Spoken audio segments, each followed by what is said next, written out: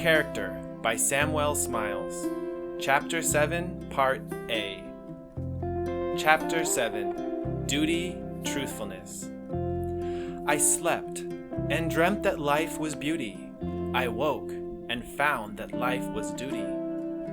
Duty, wondrous thought, that workest neither by fond insinuation, flattery, nor by any threat, but merely by holding up thy naked law in the soul, and so extorting for thyself always reverence, if not always obedience, before whom all appetites are dumb, however secretly they rebel.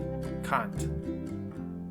How happy is he born and taught, that serveth not another's will, whose armor is his honest thought, and simple truth his utmost skill, whose passions not his masters are, whose soul is still prepared for death, untied unto the world by care of public fame or private breath.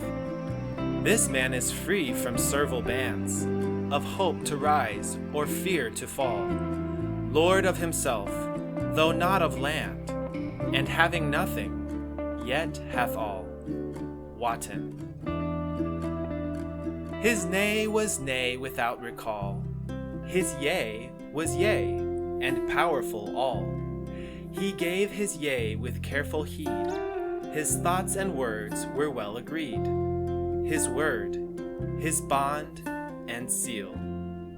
Inscription on Baron Stein's tomb. Duty is a thing that is due and must be paid by every man who would avoid present discredit and eventual moral insolvency. It is an obligation, a debt, which can only be discharged by voluntary effort and resolute action in the affairs of life. Duty embraces man's whole existence. It begins in the home, where there is the duty which children owe to their parents on the one hand, and the duty which parents owe to their children on the other.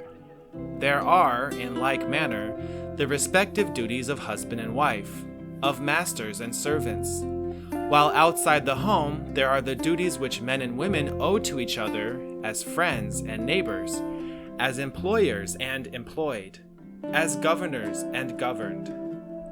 Render, therefore, says St. Paul, to all their dues, tribute to whom tribute is due, custom to whom custom, fear to whom fear, honor to whom honor.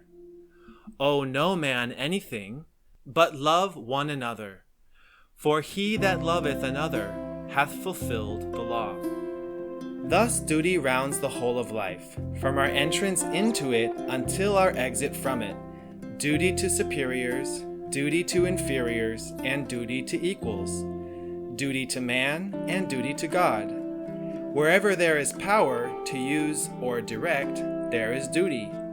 For we are but stewards, appointed to employ the means entrusted to us for our own and for others' good. The abiding sense of duty is the very crown of character. It is the upholding law of man in his highest attitudes. Without it, the individual totters and falls before the first puff of adversity or temptation, whereas, inspired by it, the weakest becomes strong and full of courage. Duty, says Mrs. Jameson, is the cement which binds the whole moral edifice together, without which all power, goodness, intellect, truth, happiness, love itself can have no permanence, but all the fabric of existence crumbles away from under us and leaves us at last sitting in the midst of a ruin, astonished at our own desolation. Duty is based upon a sense of justice, justice inspired by love, which is the most perfect form of goodness. Duty is not a sentiment, but a principle pervading the life, and it exhibits itself in conduct and in acts, which are mainly determined by man's conscience and free will. The voice of conscience speaks in duty done, and without its regulating and controlling influence, the brightest and greatest intellect may be merely as a light that leads astray. conscience sets a man upon his feet, while his will holds him upright. Conscience is the moral governor of the heart, the governor of right action, of right thought, of right faith, of right life. And only through its dominating influence can the noble and upright character be fully developed. The conscience, however, may speak never so loudly, but without energetic will, it may speak in vain. The will is free to choose between the right course and the wrong one, but the choice is nothing unless followed by immediate and decisive action. If the sense of duty be strong, and the course of action clear, the courageous will, upheld by the conscience, enables a man to proceed on his course bravely, and to accomplish his purpose in the face of all opposition and difficulty. And should failure be the issue, there will remain at least this satisfaction, that it has been in the cause of duty. Be and continue poor, young man, said Heinzelmann, while others around you grow rich by fraud and disloyalty. Be without place or power, while others beg their way upwards. Bear the pain of disappointed hopes, while others gain the accomplishment of theirs by flattery. Forgo the gracious pressure of the hand, for which others cringe and crawl. Wrap yourself in your own virtue, and seek a friend and your daily bread. If you have in your own cause grown gray with unbleached honor, bless God and die. Men inspired by high principles are often required to sacrifice all that they esteem and love, rather than fail in their duty. The old English idea of the sublime devotion to duty was expressed by the loyalist poet to his sweetheart on taking up arms for his sovereign. I could love thee, dear, so much, loved I not honor more. And Sertorius has said, the man who has any dignity of character should conquer with honor, and not use any base means even to save his life. So St. Paul, inspired by duty and faith, declared himself as not only ready to be bound, but to die at Jerusalem. When the Marquis of Pescara was entreated by the princes of Italy to desert the Spanish cause, to which he was in honor bound, his noble wife, Vittoria Colonna, reminded him of his duty. She wrote to him, "Remember your honor, which raises you above fortune and above kings. By that alone, and not by the splendor of titles, is glory acquired, that glory which it will be your happiness and pride to transmit unspotted to your posterity." Such was the dignified view which she took of her husband's honor, and when he fell at Pavia, though young and beautiful, and besought by many admirers, she betook herself to solitude, that she might lament over her husband's loss and celebrate his exploits. To live really is to act energetically.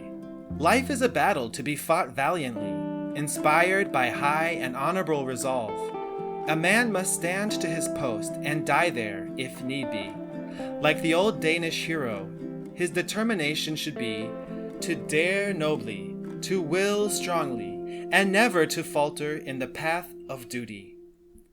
The power of will, be it great or small, which God has given us, is a divine gift, and we ought neither to let it perish for want of using on the one hand, nor profane it by employing it for ignoble purposes on the other.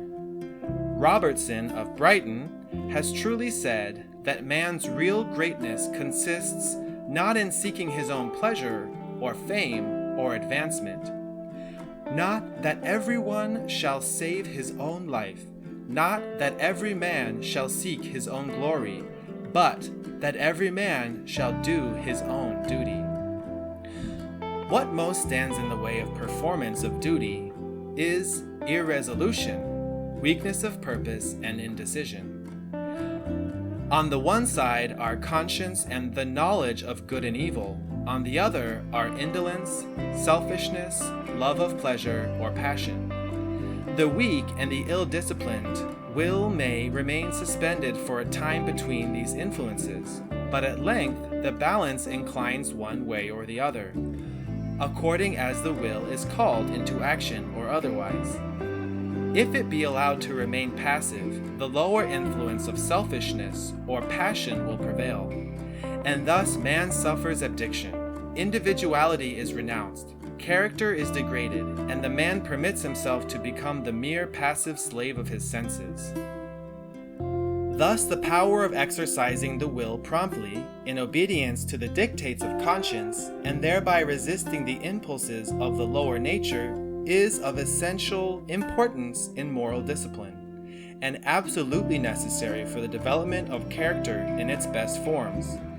To acquire the habit of well-doing, to resist evil propensities, to fight against sensual desire, to overcome inborn selfishness, may require a long and persevering discipline. But when once the practice of duty is learnt, it becomes consolidated in habit, and thenceforth is comparatively easy.